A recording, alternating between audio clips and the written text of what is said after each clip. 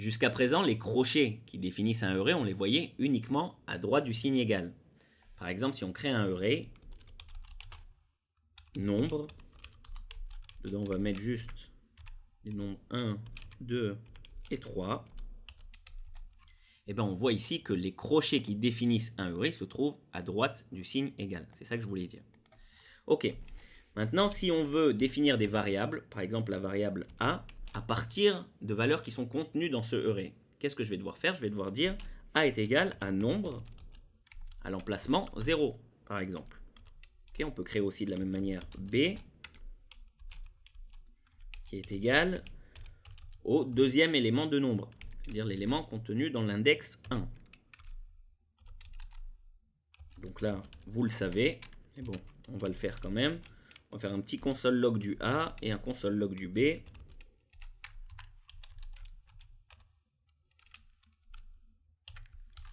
Tout simplement, le A, il sera égal à 1, c'est le premier élément de mon array, et le B, il sera égal au deuxième élément, ici, le 2.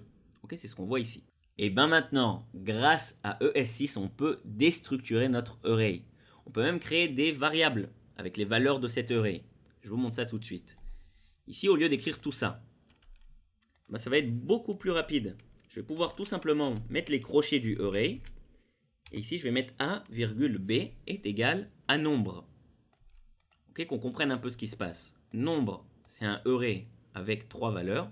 Et là, si vous voulez, je crée une variable A. Vu que c'est écrit en premier, ce A, il prendra la première valeur de mon array. Ensuite, je crée une autre variable B. Vu qu'il est écrit en deuxième, alors il prendra la deuxième valeur de mon array. Et maintenant, je vais vous montrer si je fais le console log du A et du B. Tout simplement, ça me redonne 1 et 2. C'est ça qu'on appelle le destructuring de array.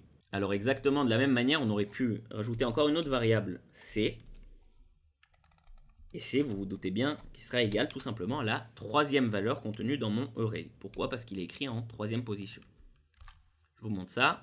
1, 2 et 3. Alors maintenant, j'ai envie de jouer un petit peu. D'après vous, qu'est-ce qui va se passer si ici, je rajoute une autre variable D? La problématique, elle est claire. Hein. Ici, il y a 4 variables. Or, dans mon array nombre, il n'y a que 3 valeurs. Donc, qu'est-ce qui va se passer pour mon D? Je vais faire un console log du D. Console log D.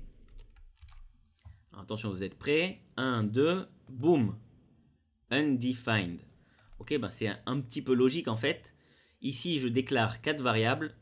La première, elle va prendre la première valeur de mon array. La deuxième valeur du array. La troisième valeur du array. La quatrième, il n'y a plus rien dans mon array. Donc la variable est bien déclarée, mais sa valeur, ça sera undefined. Alors ça me fait penser qu'on aurait pu combiner ça avec ce qu'on a appris sur les paramètres par défaut. J'aurais pu écrire D égale 10.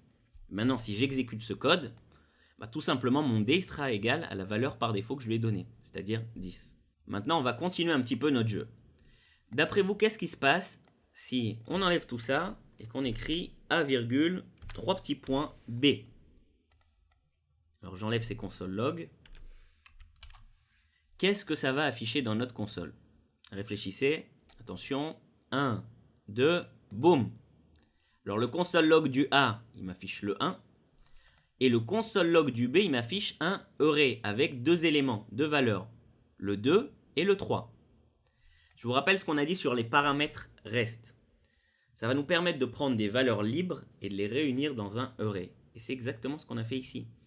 Si je prends notre array nombre, il y a dedans 3 valeurs libres, 1, 2 et 3. Alors le A, il va prendre la première valeur libre. Et ici, les paramètres REST, ils vont prendre ces 2 valeurs libres et ça va les réunir dans un array, dans le array B. Donc tout simplement, quand j'afficherai B, ça sera un array qui contiendra 2 et 3. Aussi simple que ça. Une autre chose aussi qu'on peut faire, c'est sauter des valeurs. Imaginons qu'on veuille mettre dans le A la valeur 1. Et dans le B, on a envie de mettre la valeur 3. Ok, mais je n'ai pas envie de créer une autre valeur avec le 2. Donc je peux écrire ça tout simplement comme ça. Ici, je vais sauter une valeur. Okay, vous voyez qu'il n'y a rien entre ces deux virgules. Donc si j'écris ça comme ça, je vous montre. Dans le A, on a le 1 et dans le B, on a le 3. Alors de la même manière, à chaque fois que j'écris quelque chose est égal au array nombre. On aurait pu directement sauter cette ligne et écrire ça comme ça. Je vous montre. ça m'aurait donné exactement le même résultat. 1, 2, voilà. Ici, on a dans le A le 1 et dans le B le 3. Alors, il y a une dernière petite chose que j'ai envie de vous montrer avec le destructuring de Array. Imaginez que vous ayez deux variables. La variable A qui contient 1 et la variable B qui contient 2. Et maintenant, je vous demande d'intervertir ces deux variables. C'est-à-dire que dans A, je vais avoir la valeur de B et dans B, je vais avoir la valeur de A. Alors logiquement, comment vous devriez faire ça? Vous devriez créer une autre variable, C par exemple, dans laquelle on va stocker la valeur de A. Okay. Ensuite, justement, on va updater la valeur de A avec B. Et B, on va l'updater avec le C, dans laquelle on a mis la valeur de A initiale. Okay. Vous ne pouvez pas écrire directement A égale B et B égale A, parce qu'on aurait écrasé la valeur du A. Ok, donc ça c'est comment on aurait fait avant. Et maintenant, grâce au destructuring de Array, on peut tout simplement écrire ça comme ça. Je vous montre.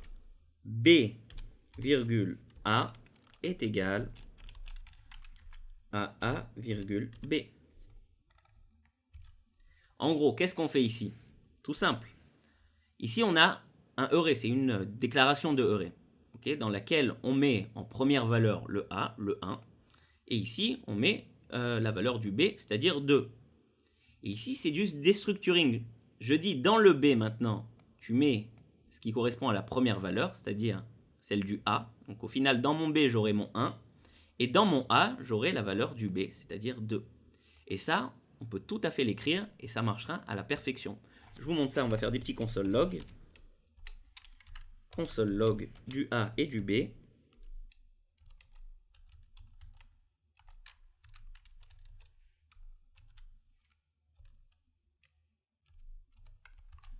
Attention, 1, 2, boum. Le A, il m'affiche 2 et le B, il m'affiche 1. Donc ça a bien marché. Voilà, donc c'est tout pour cette vidéo sur le destructuring de Array. Dans la prochaine vidéo, je vais vous parler du destructuring d'objets. À bientôt.